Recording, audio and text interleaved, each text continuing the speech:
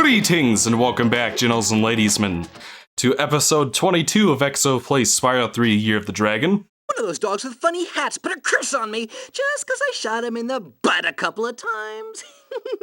He said he turned my tail into a snake. Does it look like a snake to you? It does feel kind of funny. Come to think of it, oh boy, that dog's gonna pay. Yeah, so, like I said, Agent 9's just kind of a crazy wacko. Not really much character beyond that. Behind this door lie the 5 deadly trials of King Rover. No one has ever survived all 5. In fact, it is so dangerous that I cannot let you through this first door unless you are able to solve my riddle. Here's the riddle. I follow you wherever you go, but the more of me you take, the more you leave behind. My. You're quite clever for someone with so little fashion sense. You may proceed to the first trial. Okay, so like I said before, each of Agent 9's levels have some kind of different, shooting gimmick. The first level is regular first-person shooter, or third-person shooter. The section in Fireworks Factory is a first-person shooter. And then we have this section, which is a top-down shooter. And each one, I don't know, and this is probably my least favorite section of the bunch. Reason being, as you can see, when the camera's over your shoulder in third person, pressing L1 to go left and R1 to strafe right makes sense, but, here, it's like the opposite. I have to press right to go left and left to go right, and it's just like wherever Agent 9 is facing, you have to know which button to press, and it's just kind of confusing. I hope that in Reignited Trilogy, you get the option for like maybe a twin stick in this level as well. It'd be a lot better. Because the control scheme's fine for third person and for first person, but top down, not so much. It starts to show its limitations a bit. So as you can see, we have a bunch of snakes we gotta kill, we gotta shoot. And this would have been a much better Bentley level, honestly. A lot more fun to play as Bentley, because just beating the crap out of everything with his club. I would have liked that, but with Agent 9, you gotta stop and shoot at everything, and I don't know, it's just...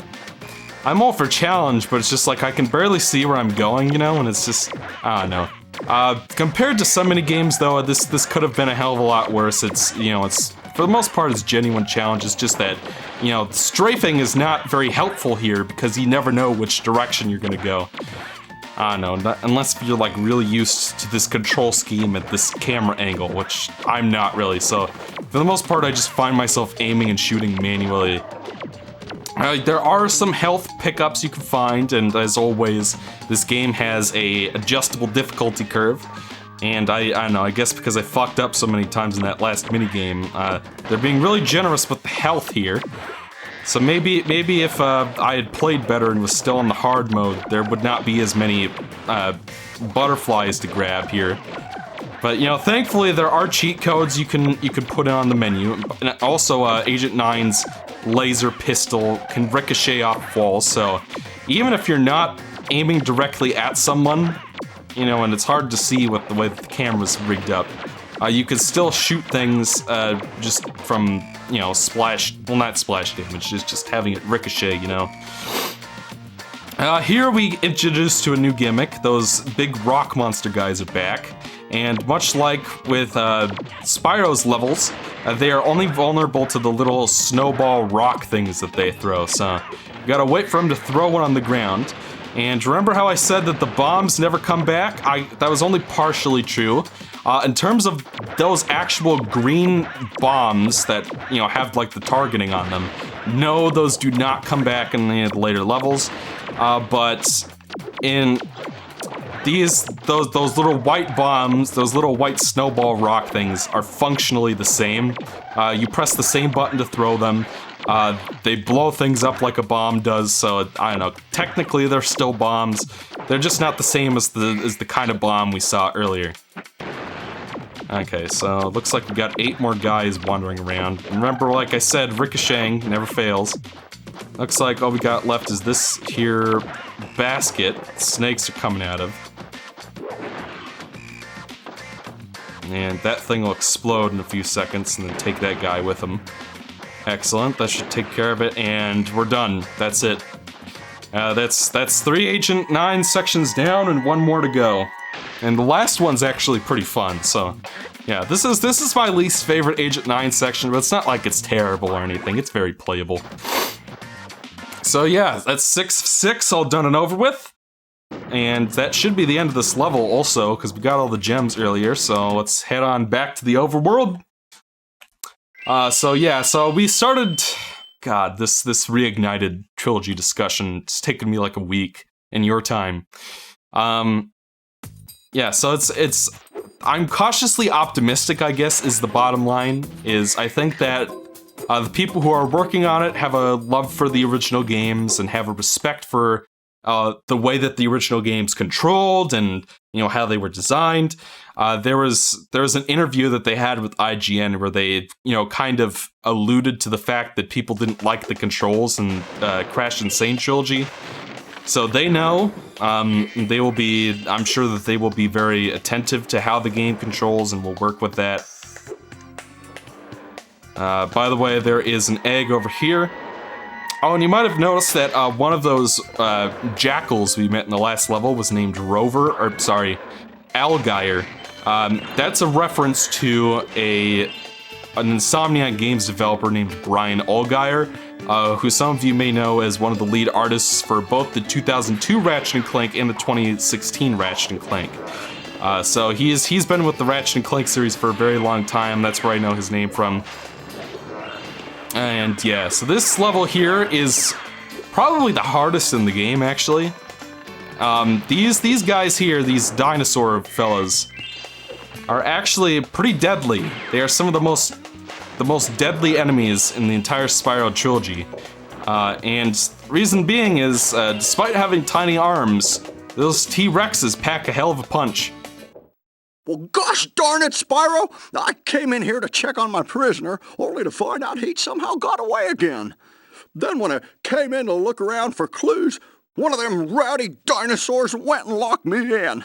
Now they're out there causing all sorts of trouble, and there's not a thing I can do about it.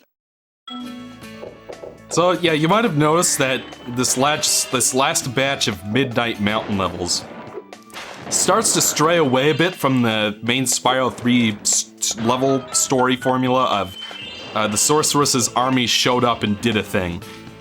Which is refreshing on one hand, because at this point we've seen so much of Rhinox showed up and did a thing that it's just kind of nice to get something a little bit more Spyro 2-esque for a change.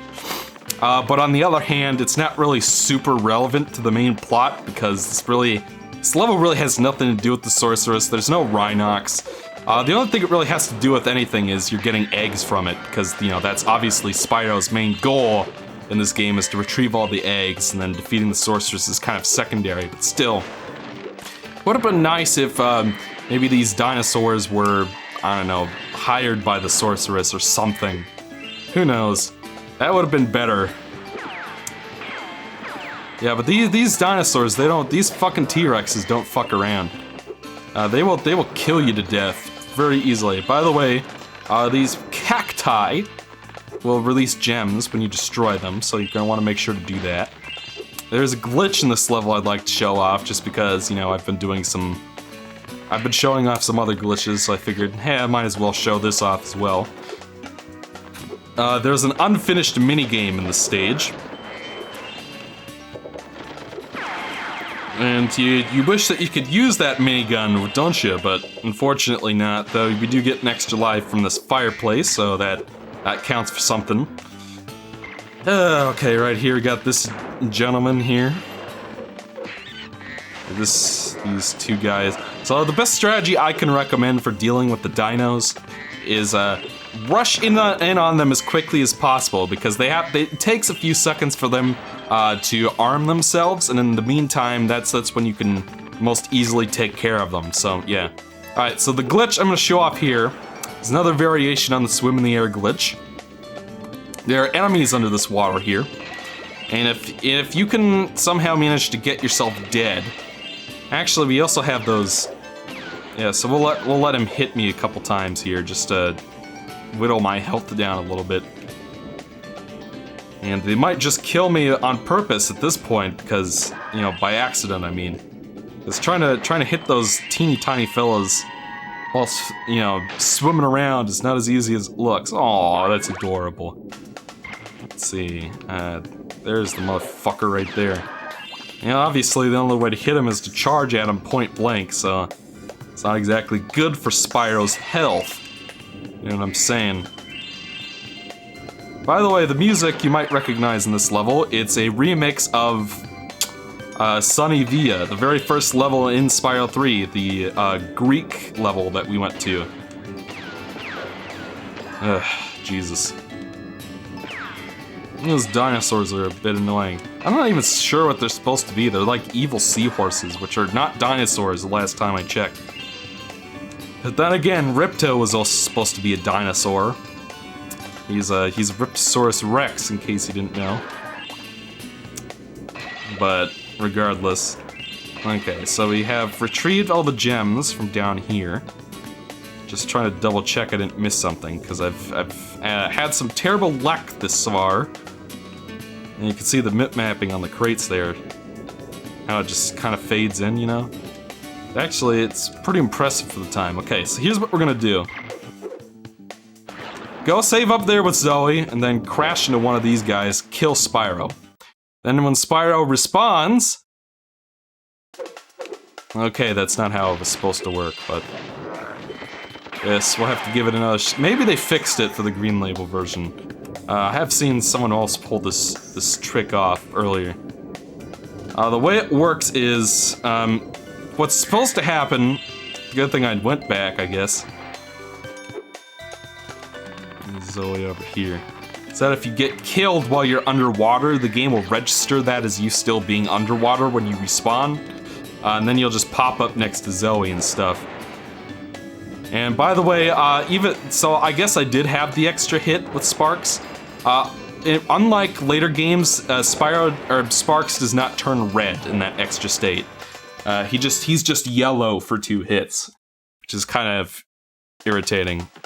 Now, I guess they fixed it. I have seen people pull this off, but if you manage to pull off the swim in the air glitch in the stage, behind this wall right here is a minigame gate, you know, one of those portals that leads to a minigame area. If you go through it, it'll take you to this little arena, where presumably you would have fought some kind of boss. The arena is still in the game, you can still access it through the portal, but I think it will actually freeze the game or something if you try to fight the boss or whatever, so I don't actually recommend going there, I just thought it might be neat to look up.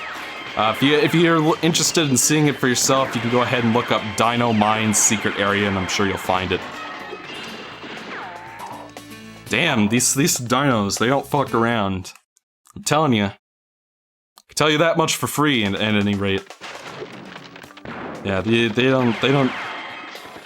So it might be better to. The guys with dynamite are probably the most harmless, ironically.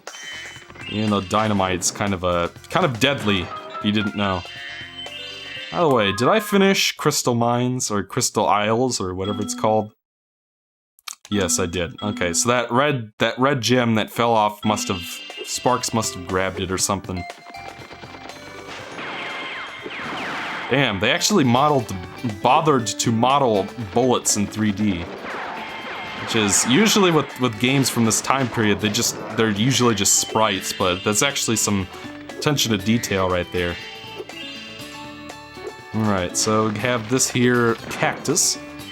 Blow that up real quick. And what's this? Well, I'll be! So that's how my prisoners keep escaping. Here, take this dinosaur egg away before it hatches and causes more trouble. I think it must have been the run of the litter, though. Looks like another dag-ron. Yeah, it's a geeky girl dragon with a bow. Jumping Jehoshaphat! That's the cutest looking dinosaur I ever did see. And, okay, so then, as always, we have our shortcut, so we can easily backtrack through the level if you miss something. Because Spyro 3 is pretty good about that. Let's see. What do I want to do first? We're not too good on time. And one of the, probably the most annoying skill point in the game is coming up ahead. Okay. Let's see. That guy, alright. I hope you guys liked the water tunnel in Seashell Shore, because it just got a lot bigger. One of them dinosaurs threw an egg down this flooded mine shaft. I'd get it back for you, but I ain't such a strong swimmer. Okay, so skill point. We are back to do another one of these water tunnels. This one's a little bit longer. It's actually a lot longer. So the way it worked with the first water tunnel is you had to kill all the enemies before you got to the end. This one, you are not required to kill all the enemies to get the egg. However, if you are going for all the skill points, you will get a skill point for defeating all the enemies in this tunnel. And from my experience, this tunnel can be a little bit treacherous. Because if you hit one of those TNT barrels, that counts as failing for some reason, even though Spyro's not dead. So you have to somehow manage to avoid running into any of those wooden platforms, kill all of the seahorse enemies, and avoid all the TNT crates in order to get both the egg and the skill point. Now, if you just want to get to the end of the tunnel and grab the egg, you can do that, but yeah, so you only have to worry about the seahorses if you're going for the skill points. And this can be pretty annoying. It took me like a billion tries in my practice playthrough, and my practice playthrough has worn off, so we could be here for quite a while. So yeah, I don't know, but I guess this gives me an opportunity to talk about the Reignited trilogy and then drop it 5 seconds later. I am cautiously optimistic about it. I am excited about the improvements they've announced, like the new camera controls and, you know, tightening up some of the mini games. I really like the new art direction, actually. Which is the most surprising thing. It looks really good. I like how the game looks. I think it's because, you know, That was some mighty fine swimming, young dragon. as you know, I did think that Insane Trilogy, for all its problems, looked pretty nice. It's not the most attractive 1080p game on the PlayStation 4 or Xbox One, which it will eventually probably be re-released on that. But, you know, still, Spyro, the Reignited trilogy, on the other hand, is shaping up to be pretty good. Let's see, I guess if you already have beat... Looks like... Oh, no, okay. Okay, I guess we'll find out if the level stays like this. Because, you know, like all the log platforms and stuff had already fallen down, so you don't have to worry about them anymore. Okay, so this is the way you should do it. Originally, when I did my practice run, I had the issue of already having beaten the level and then coming back for that last skill point. Yeah, so that's a lot easier. Okay, so definitely do it that way. And you will get the skill point much easier than I did. That was way quicker than when I did it for my practice playthrough. So yeah, go for the egg, kill whatever enemies you can along the way, and then just go grab whatever guy or two you missed in a second round through the stage. But regardless, that's all the time we have for today, ladies and gentlemen. Join me in parts 23 or 24. Should be 24, I think. And we will go play this Agent 9 section real quick.